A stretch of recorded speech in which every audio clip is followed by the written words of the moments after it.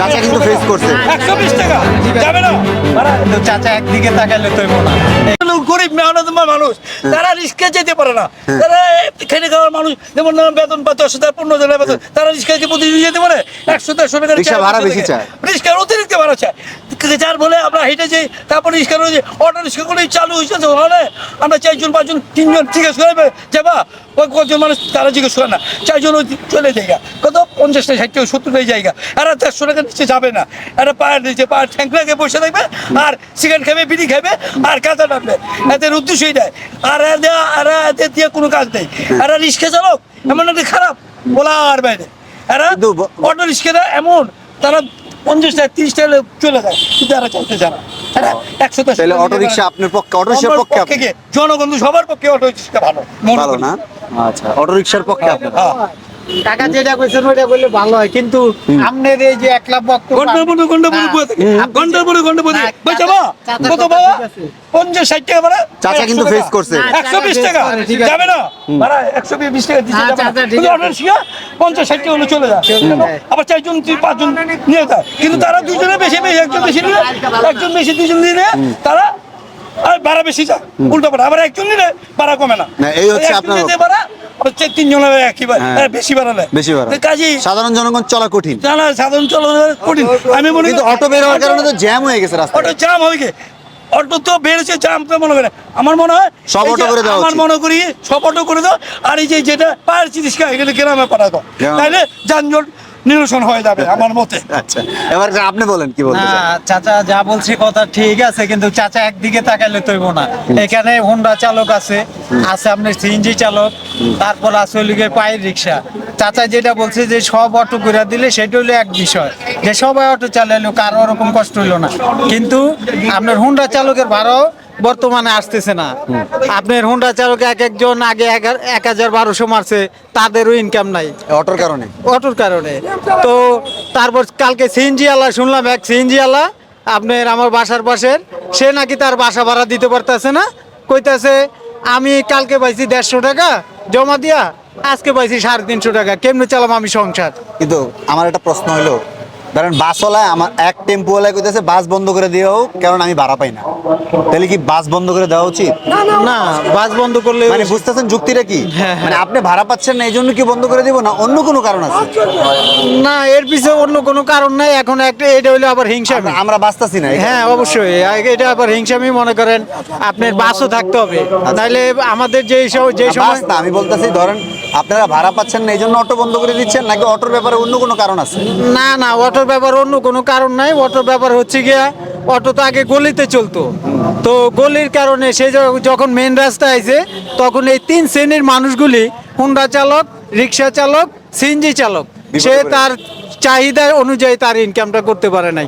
শুধু আমি যে রিক্সাওয়ালা একা বলতে আছি তা না, আপনারা প্রয়োজনে একটা হুন্ডালার তার পরিবারের ফ্যামিলির খবর নেন, একটা সিএনজি ফ্যামিলির খবর নেন, এরা কিভাবে আছে, কি হালত আছে। অটোর কারণে এরা সবাই বিপদে হ্যাঁ, পড়ছে। হ্যাঁ। এবার দেখি চাচা কি বলবে, দেখি চাচা বলেন।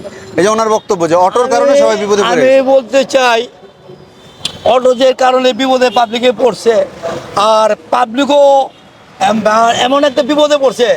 এই রিক্সা অটোতে আমার এই যে এত আনন্দিত, পাবলিক তো সুবিধাই চায়, পাবলিকের সুবিধা সব থেকে, কারণ পাবলিকের যাতে ভাড়া কম পায়, চাইতে পারে তাড়াতাড়ি যেতে পারে, অটোতে তাড়াতাড়ি চাইতে হতে পারে। যেমন ধরেন এটা আধা ঘন্টা যাবে বা 20 মিনিটে যাবে, ওটা 10 মিনিটে মানে আমার আসা যাওয়া করে আসা যাওয়া যেতে পারে। তো এইটা একটা সুবিধা।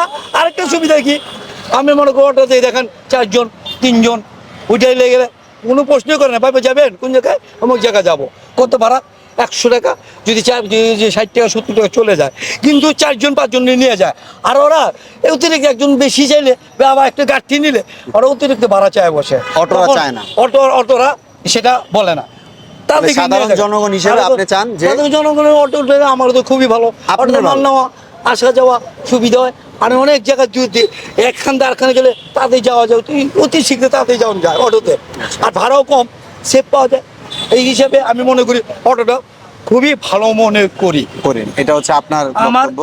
আমার না, জনগণের বিয়ে, জনগণে যে আরো কয়েকজনকে প্রশ্ন করে, অটোটা খুবই ভালো আর ভাড়াও কম, সুবিধা। আর এরা কি করে, একটার পর একটা বসে থাকে, সিগারেট ধরবে, গাঁজা খাবে, নেশা খাবে, খায় এই ভাড়া যাবে 100 টাকা, ভাড়া হলে 70 টাকা যাবে না, যাবো না বসে থেকে।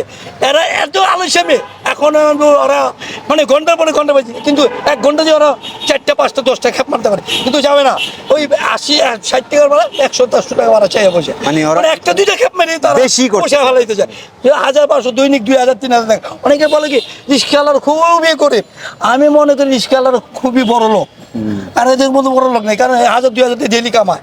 একটা নিম্ন ব্যক্তি 10,000-15,000 বেতন পায়, তারপর তাদের কিন্তু হয় না। কেন হয় না? ওই যে ওই উল্টা পাল্টা খরচ করবে, একদিন কামাবো 3 দিন বসে থাকবো, একদিন কামাবো 3 দিন বসে থাকবো, তাহলে তো কি তাদের কাম হবে? আর আমরা তো দিন মজুরি যারা কাম করে, মানে যেমন দোকানে ফ্যাক্টরিতে কাম করে, রেগুলার কাম করে 10,000 বেতন 15,000 মধ্যে হয়ে যায়, কিন্তু এখন 30,000 টাকা বেতন তারা কাজ করে হয় না। কারণ কি যে একদিন কামাবো 3 দিন বসে থাকবো। তাহলে আপনার বক্তব্য হচ্ছে প্রযুক্তির সাথে সাথে আমাদের আগানো উচিত। প্রযুক্তির সাথে আমরা কথা লিখে আমাদের সুবিধা যেটা এটাই আমরা অটোতে আমাদের অটোটা চালু করে দেবো, আর এই যে পায়ের রিক্সাগুলো এগুলি গ্রামে পাঠাবো, এটা আপনাদের বক্তব্য। আমার এই বক্তব্য। ঠিক আছে, আর আপনি কি চান?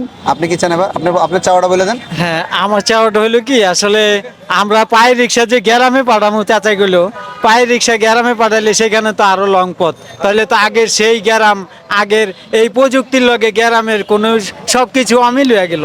কারণ আমি পায়ের রিক্সা গ্রামে পাঠাইলাম, সেইখানে তো আমার অনেক লং পথ, তো বাদ দিয়ে দাও হ্যাঁ, এখন বাদ দিয়ে চাচার কথা যেটা, যে যদি সব অটো দিয়া দেয় তাহলে তো সিএনজি হুন্ডাওয়ালা এই যে হয়তো কয়দিন চললো, তারা 1-2 মাস খিস খেয়ে চলতে পারে।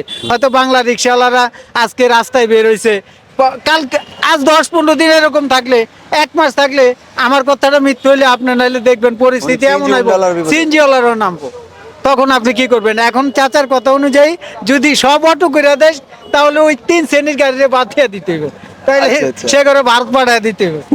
যার যার পার্সোনাল চয়েস। তাহলে এইভাবে এই যে চিন্তা করেন আপনি। ঠিক আছে, তো আপনার বক্তব্য হচ্ছে অটো থাকা উচিত, আপনার বক্তব্য হচ্ছে অটো না থাকা উচিত। আমার এটাই গণতন্ত্র, দুইজন দ্বিমত রেখেও পাশাপাশি ভালো আছে, এটাই গণতন্ত্র। আর আমি